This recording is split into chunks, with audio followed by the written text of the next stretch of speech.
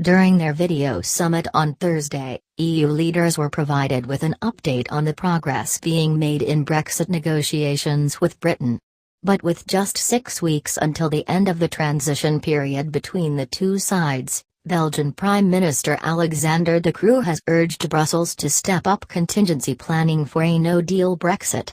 He said, "We can't keep hoping for a good outcome. There might be one, but hoping alone is not enough. We have to start our contingency planning." Brexit punishment: EU blocks many deals in January as UK refuses to cave on fishing. French President Emmanuel Macron and Dutch Prime Minister Mark Rutte have made similar statements. Mr De Croo also warned Belgium, France and the Netherlands would be some of the EU member states most impacted by Brexit. Dutch Prime Minister Mr Rutte told a press conference, "Together with a few other countries, I now insisted, in parallel with the negotiations, on more clarity from the Commission about their proposal about European contingency measures." An official for Mr Macron's office said the French president talked about Brexit contingency planning in his introduction, then moved on to COVID. He mentions it regularly. Another EU official also confirmed Mr Macron had asked for no-deal preparations to be ramped up, according to Politico. The European Commission has so far remained tight-lipped about its no-deal contingency plans, as many believe this could indicate to the UK that Brussels has lost faith in negotiations.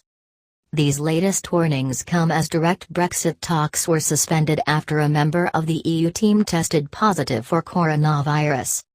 Both negotiating teams are now working remotely in a final effort to clinch a post-Brexit trade deal that would come into force on January 1, 2021. Brexit has not yet taken its final form, despite allegedly concerted attempts by British negotiators to conclude a deal with their EU counterparts.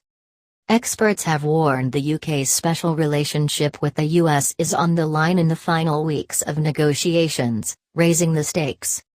The beginning of the end of Brexit should take shape on January 1, 2020, as the country ideally leaves the arms of the EU with a deal defining their future diplomatic and trading relationship.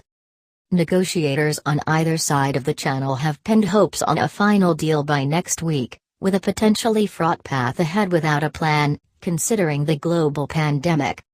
Experts have now warned more than trade with the EU hangs in the balance when it comes to a Brexit deal, as progress could impinge on the health of the US-UK special relationship. No-deal Brexit remains a possibility as talks over trade and fishing continue to rage on. But one expert claims negotiations will resume after the recent delays as there is too much at stake from both sides.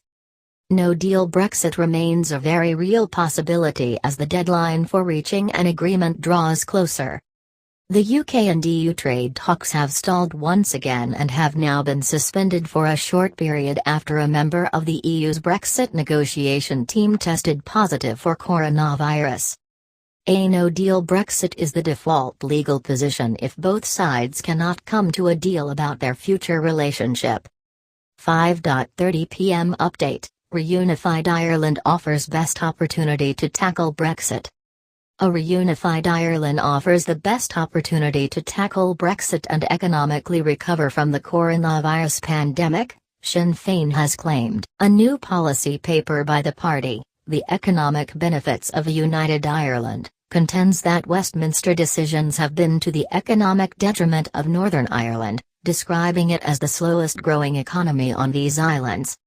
It advocates the potential of renewable energy across the island and points to the example of the reunification of Germany as how integration and investment, including from the EU, can substantially improve economic conditions in the smaller jurisdiction involved in transition. Sinn Féin's paper also contends that Irish unity is a main topic of discussion in Ireland and internationally, adding that Brexit, the economic consequences of the pandemic and the climate and biodiversity crisis are best faced with a united Ireland economy.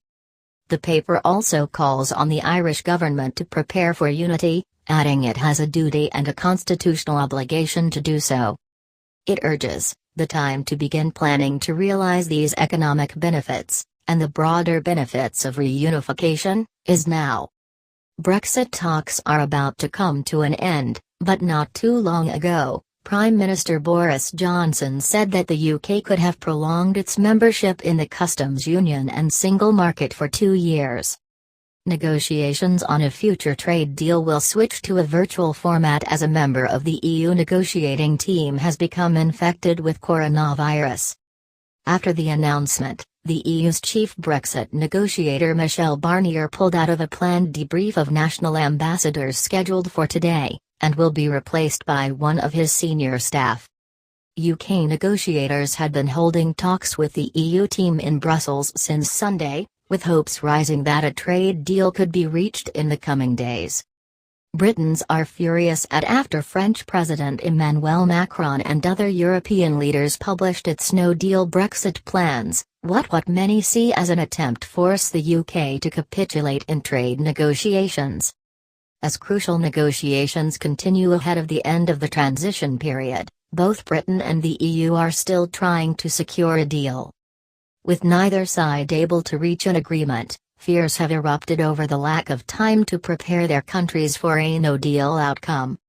But yesterday, European leaders in France, Belgium and the Netherlands demanded the European Commission publish its no-deal plans. Express.co.uk has been inundated with comments from furious Brits who have believed the arrogant bloc is posturing to force the UK to capitulate in trade talks. European Union chiefs have blocked any hope of many deals being drawn up with Britain amid fears the trade talks could collapse. Brussels sources said a number of influential EU states have called on the European Commission to significantly ramp up the preparations for a no-deal Brexit at the end of the year. But in a private meeting after the latest round of talks, senior diplomats insisted any measures must be unilateral and not help Britain avert potential disruptions in the new year. A source said, "We need to revive our contingency planning from last year. This needs to go through the European Parliament and Council, time is getting tight." 3:20 p.m. Update: talks on a post-Brexit trade deal have made better progress in recent days. Talks on a post-Brexit trade deal have made better progress in recent days, the President of the European Commission has said, raising hopes that an agreement may be in sight. Ursula von der Leyen said there were still quite some meters to the finish but that there had been more movement on important issues. Her cautiously upbeat assessment comes after face-to-face negotiations were temporarily suspended on Thursday after a member of Michel Barnier's EU negotiating team tested positive for COVID-19.